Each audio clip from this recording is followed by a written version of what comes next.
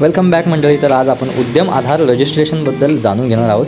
एखाद्या माणसाचं जर आधी UAM सर्टिफिकेट बनलं असेल, उद्योग आधार बनलेला असेल, तर त्याला उद्यम आधारमध्ये कसं कन्वर्ट करायचं ते आपण पाहणार आहोत.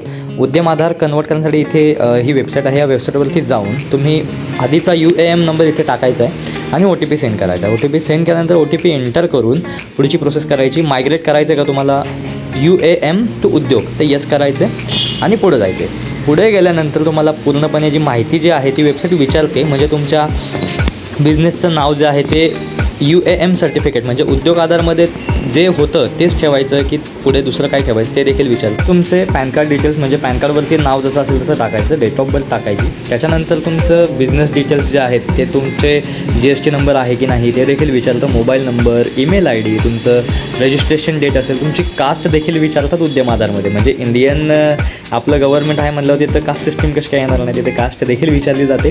त्याच्यानंतर पुढे गेलं तर कास्ट वाईज तुमचं जे आहे ते बिझनेस डिटेल्स सगळे मेन्शन केलेले आहेत.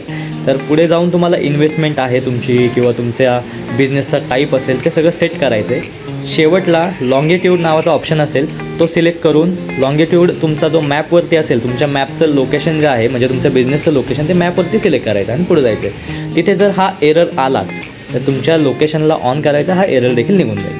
सर्व माहिती फिल झाल्यानंतर एक फायनल OTP येतो. तो OTP टाकला की 2 मिनिटात तुमचं उद्यम आधार रजिस्ट्रेशन कंप्लीट होऊन जातं. थँक्यू.